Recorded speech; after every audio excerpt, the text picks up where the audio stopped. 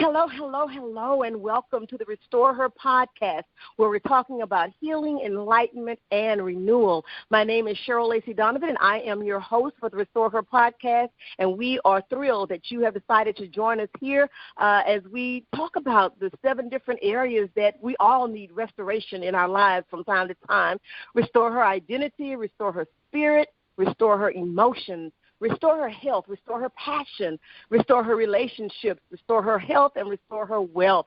We are glad to let you know that we will be having our second summit of the year beginning June 7th through 13th, 7 p.m. Central Standard Time, 8 p.m. Eastern Standard Time nightly. And we have some of the most awesome presenters that are going to be joining us. So what we decided to do is to give you a little sneak peek into what they'll be offering to us during that summit. And so today we have with us none other than Mario Brown. Welcome, Mario. Thank you so much. I'm excited about what you're doing. Thank you for having me. I'm very honored.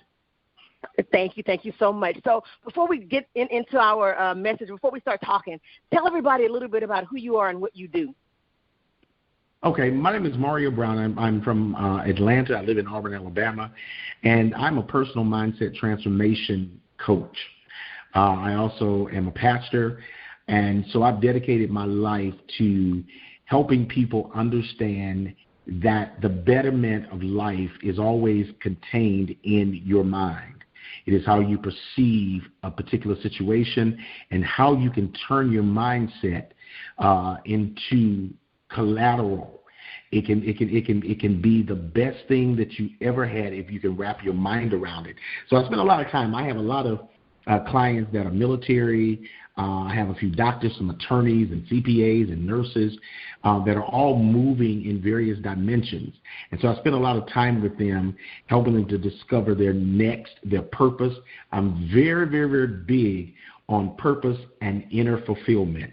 And so I spend a whole lot of time working with people so that they can really live a fulfilled life, because that's critical for me.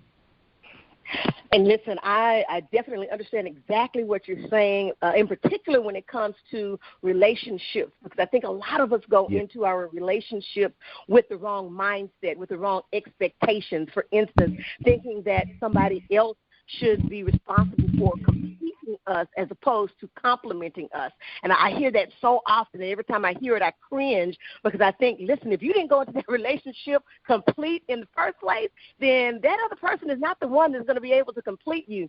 So thinking about that and thinking about mindset and relationships, what do you think are some of the biggest challenges that people face when they're talking about their relationship? I'm so glad you brought that up. To your point, I believe that there's a default mechanism operating in various people concerning relationships, because particularly in the African American community, we see a lot of our families that are littered with divorce, and a lot of different counsel comes out of that dysfunction. And so people are taking that bad advice, that bad counsel, and they have not managed their expectations. I think that we have not been taught how to approach relationships in a healthy way. One of the programs I do is called Relationship Recovery, because a lot of people are so damaged they need to be in recovery from those ill-advised moments where they're sitting in the counsel of people who've been broken through relationships. I think one of the biggest problems is not recognizing the power of core value coordination. If you cannot coordinate your core values, you're going to find yourself really in a horrible place. The expectation of someone making you whole is actually a burden. You become a burden to that person because now you're expecting them to give you something or to do something that was never their assignment. And that's male or female. A man has no business expecting a woman to make him feel that he is whole. Only God makes us whole. And so you have to come into the relationship whole. You don't want to come into a relationship fragmented and broken and expect a person to help you pull that back together. Because what happens is your damage damages this person, because they lose themselves in trying to help you recover or to become. And so it's a self-work. So I do believe that when we come into those relationships and we are expecting to feel a certain way or to project something off because you're with someone, you risk burning them out, because what they have to do is to constantly accommodate your ill counsel, your dysfunction from past relationships, and now they become a therapist, a social worker, and a doctor. Yeah. Oh my goodness.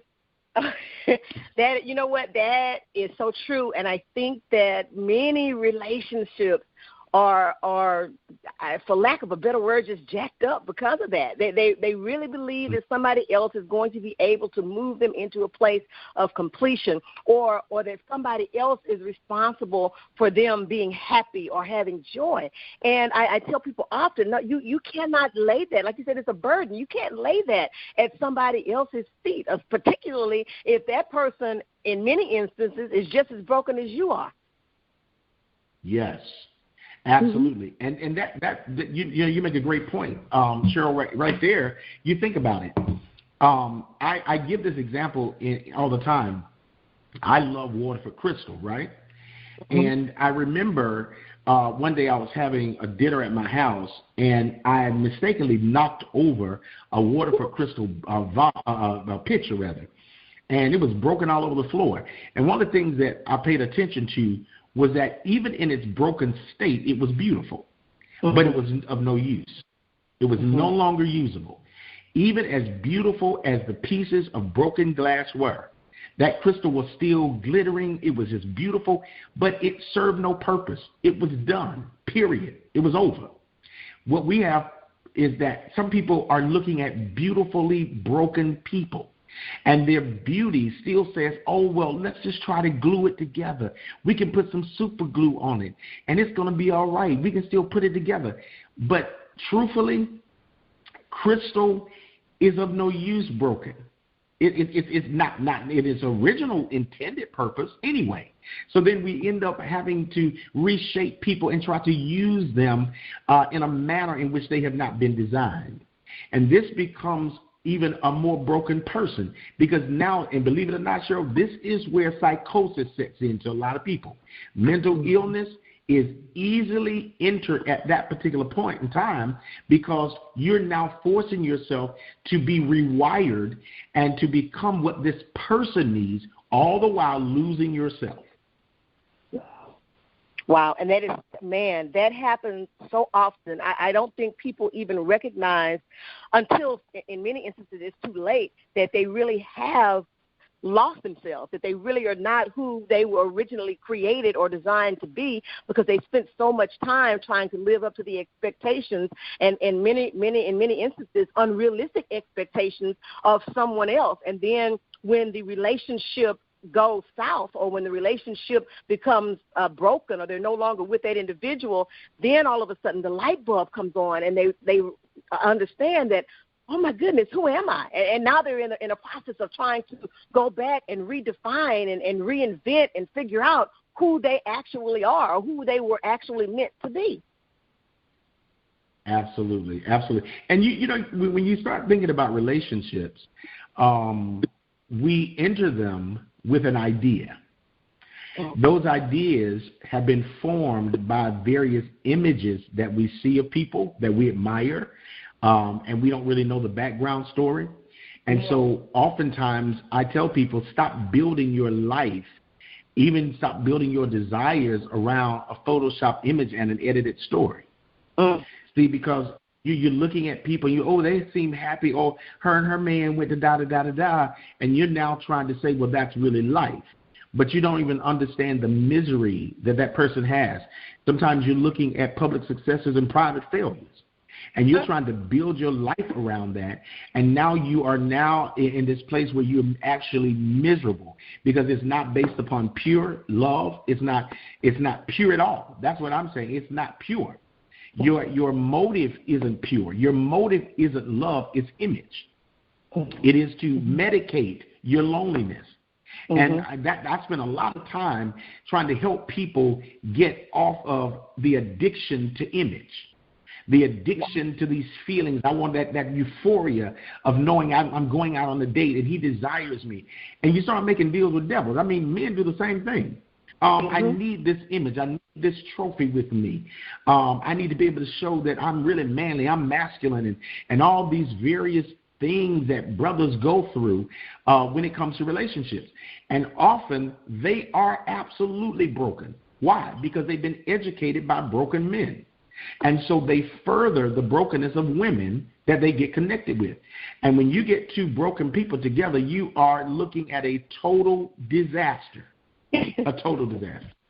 It's a mess. It's a mess. Listen, I tell people often that, you look at something and think that the grass is greener, and when in reality it's astroturf. It's not even real. It's a facade. It doesn't even, and you're striving for that and wondering why can't I get there? Why isn't my stuff looking like that? Why? Well, it's because it's not real. It's they put up these little snapshots of some good things, but like you said, you have no idea what's actually going on in the background, what's actually happening behind the closed doors. And if you say you want what this person has, you don't know the hell that individual had to go through in order to get to where they are, or what they are consistently dealing with in order to maintain. And that's important. And people really do strive for an image. And I always pray about that. Lord, deliver us from that aspect of our lives where we're trying to create something that's not even what we're designed to be involved in or be a part of, that's not even for us.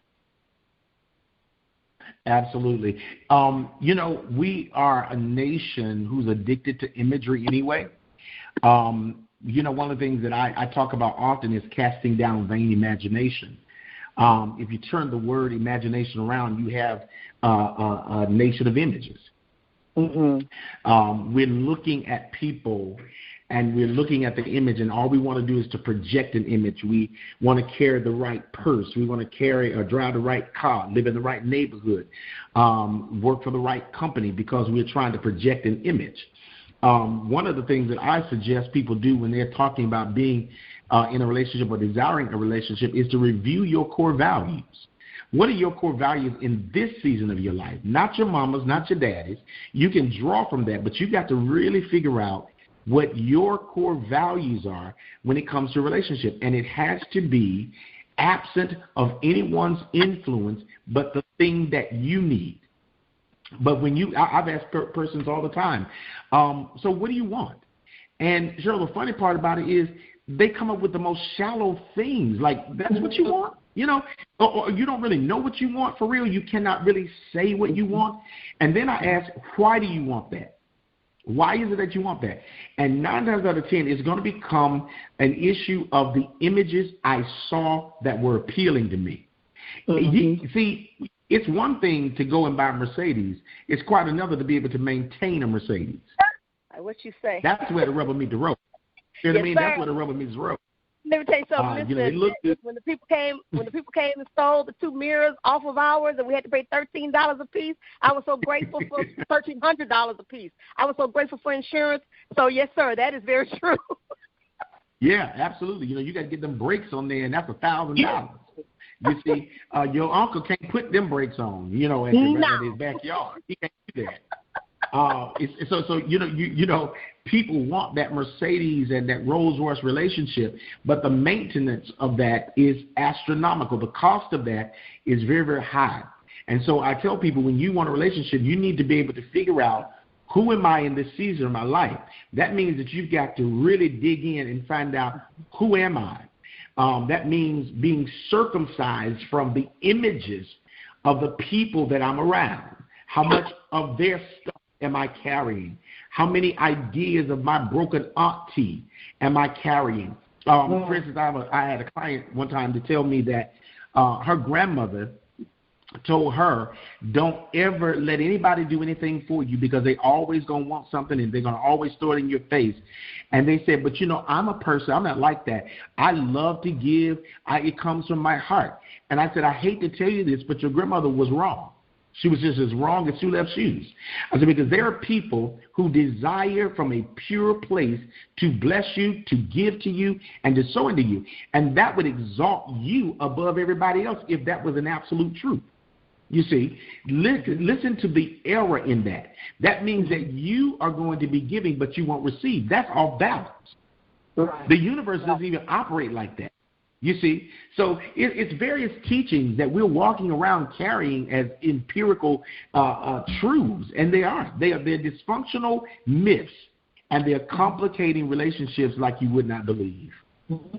You know, it brings me back to what you said earlier about core values and beliefs. And there are so many people that are walking around right now that truly have no idea what they really believe in. They really have no idea what their true values are, nor do they even know who they are and what they want. And it's because, like you said again, the imagery and you know, a lot of the superficial things and what the things that really matter, like respect and integrity and character, and you know when you're talking about relationships for a woman that wants a man, you know, you're looking at six-figure incomes and what he drives and what his house looks like. But can the brother love me? Can the brother? Do you even know what love even looks like? Can the brother respect me? Can he pour into me? Can he pray for me? I mean, you know, just does he love God? You know, those kinds of things that are intangible, and so often those questions, those really introspective things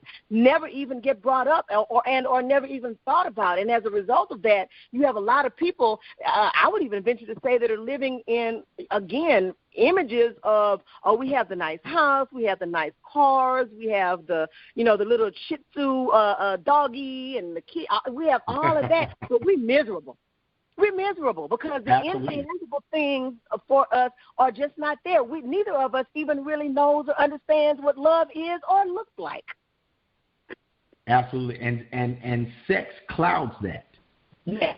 I mean, you start getting into the sexual part, it starts clouding that, because the sex could be great. You know what I mean? The sex could be off the chain, but you don't even recognize the fact that this is a psychotic abuser. It could be a sociopath. This person could be a narcissist. You see, very successful, but a narcissist. And you're going home. What is his or her perspective on infidelity? Sure, we make great money, your career. I do this exercise, Cheryl, in one of my in-person sessions, where I have a group of 15, 20 people in a room. And I ask the question, so let's go around the room and tell me who you are. Everybody tells me what they do. Everybody tells me where they work. And I come back and say to them, that's so wonderful. You all have some great jobs and you're so successful. But let's try it again. Tell me who you are.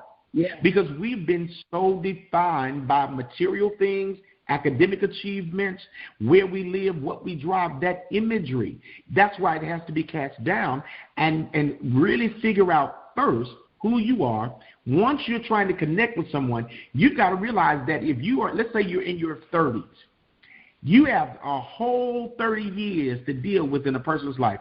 In years 1 to 7, well, from birth to 7 years old, the brain is nothing but theta. It's a blank slate. Everything that happens between birth and 7 years old is now a permanent record. And we begin to live out of that as much as we don't think we are. Everything we do stems from that time. That's why we can clearly remember. I remember when I was 4. I remember when I was 3. You sure do. Because you saw things that shaped your mindset. Now, as you grow, you pick up value systems of others that you find appealing. It is not until later on, when people are called to authenticity, that they begin to get depressed because they have lived such a fake life. That depression sets in, because now God himself is calling them to be authentically who they are. So now they got to remember, I got to go back to homecoming, so I better go and get me a man. I cannot be in this sorority and I'm not a husband. Come on. All of that stuff is working. It's a mess. It's really a mess. Yeah, you've been a fraud in your own life all of these years. You've been a fraud. You don't even really know who you are yourself. So it's impossible for you to tell somebody else who you are, and it's even more so impossible for you to try to connect with someone because you don't even know who you are authentically. Your authentic self, what is that? What does that look like? And that's what I love about what we're trying to do with the Restore Her movement, because we want, you know, I'm a woman, so I generally am drawn more so to women, but men as well, all of us need to do the work that helps us to discover, to heal, to remove and grow beyond the obstacles, to get over the wounds that have occurred, that we buried so deep down inside, that have caused us not to be able to move in the world as who we really are, because we're afraid that if people see who we really are, they may not like us. We have to move beyond that, because God has created each of us uniquely. And there is a reason why we're here, and he wants to be able to use that to bless some other people. But because we refuse to deal with that stuff, we are often not in position. And I think about this whole pandemic thing, and when we're talking about relationships, I don't know, I just wanted to throw this out there. What do you think is happening with relationships right now with regards to the pandemic and people having to be quarantined together and actually having to spend time with each other? They're finding out that they made critical mistakes in their choice. They're finding out that they do not know their mate as they thought they did. Because when you're building a career, when you're building your businesses, when you're raising your children, there's so much static around you that there are things you can miss. People say, well, you don't know about it until you live with them. I agree with that, but you can live with people and still not know them because you've never been under a certain amount of pressure. There have been, I've had clients who have discovered that abuse is now prevalent in their relationship because their husband or wife cannot get to their jump off. You see, now you can't get to the jump off, and now you're going to create for intimacy because you really can't stand this person, and you're getting all of that outside of your relationship, you see. And so the truth of the matter is that it is these moments that expose even our tolerance. It's these moments that expose our blind spot. It takes something like this to show, do we have endurance? Are we able to stay in the presence of this person when we can't leave the house, we can't go anywhere, we don't have any distractions anymore? We have to talk now for real. We've got to figure out space, boundaries, and still love each other. We're having conversations that we haven't had before. You see, we're looking at how a person handles fear and pressure other than financial pressures or work. We're looking at that now.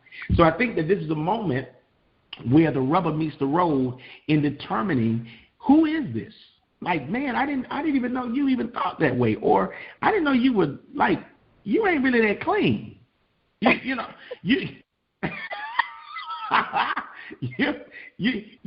dirty. You see. You're finding out a lot of things. And on the reverse side, though, some people are finding out that they're falling in love again because they've missed valuable time together.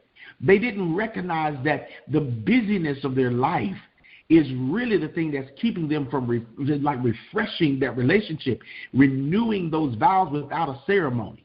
You see what I mean? Getting back together and realizing we miss valuable time with our kids even. That we now didn't even know our kids even thought that way. We're able to converse with them now and recognize that our children are growing up and we miss valuable moments because we're out here trying to make this money. Right. And I really believe that this was a time for us, in my opinion, to reset. And to get back to those areas and to identify those things that we have been missing out on because we were so busy, like a little hamster in a little habit trail. I'm probably dating myself. Don't nobody else not even know what a habit trail is, but in that little thing when they go around and around in that wheel, and that's how we've been living our lives. And this has caused us to really stop and take a moment to look at where we are in our lives and to get back to our families and to reset everything that we need to do in order to move forward. And I know that you do a lot of work with people with regards to relationships and things like that. Is there anything in particular that has surprised you, or is there something, one or two important things that you've learned about relationships after working with different people on their relationships?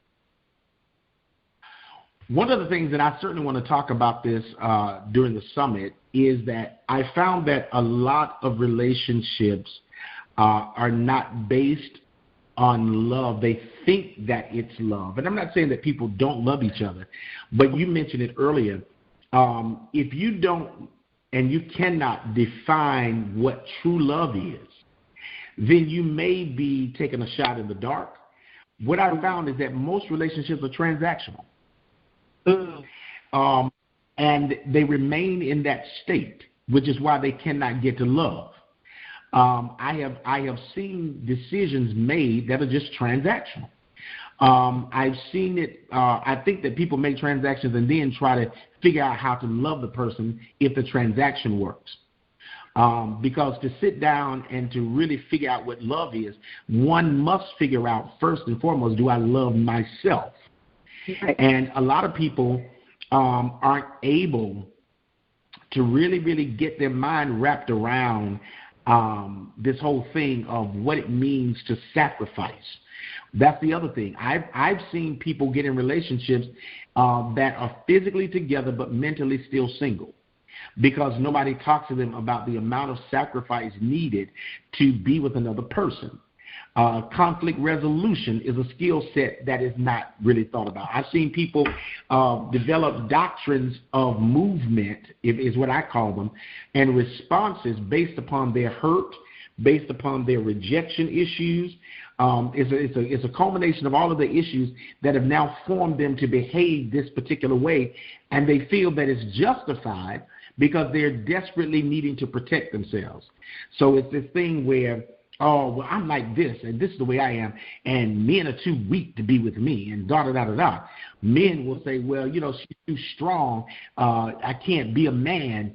And so everybody is so busy pointing the finger at some behaviors that have been kind of made up as people have gone, and they've not gotten healed. And so what you're looking at is people getting together with unresolved issues. And one of the things that I strongly talk about is getting your unresolved issues resolved prior to you inserting yourself in someone's life. Now, I'm not successful in that. I'm going to tell you why. I can admit that. As a practitioner, I do the cleanup work. Because even when I try to help people to get that on the front end, like get your issues resolved prior to you getting with somebody. Like be healed of that. Take the time to really deal with the fact that I'm not over rejection.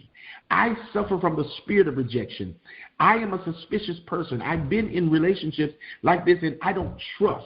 So then you ain't ready for a relationship yet. So patience is something that I've learned that people rarely want to operate in because of the fear of losing. We're so consumed with losing. I don't want nobody else to get them, so I'm going to go ahead and do it.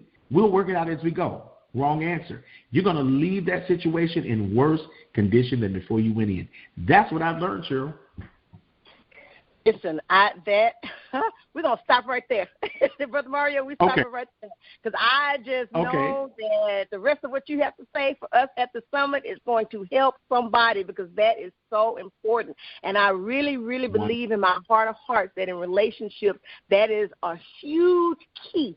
That people don't know what love is, don't know what love looks like, have not taken the time to do the work, the inner work that's necessary to move to the next level. And some of it, you know, it doesn't even have to be in relationships. It could have happened when they were kids or teenagers or in the family, you know, the family of origin, all of that. And if you do not address that stuff is going to show up somewhere. And for some people, it's like they're trying to figure out, okay, well, why did I do that? Where did that come from? Why? And it's because you haven't done the work to figure that out.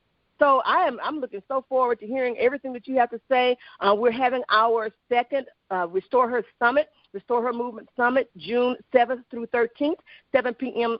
Central Standard Time, 8 p.m. Eastern Standard Time each evening. We're going to be able to simulcast it live on YouTube and on Facebook Live. And Brother Mario Brown is one of our presenters. We're excited about having him there. Brother Mario, tell people how they can connect with you if they want to utilize your services or if they want to have you to speak at their events and functions.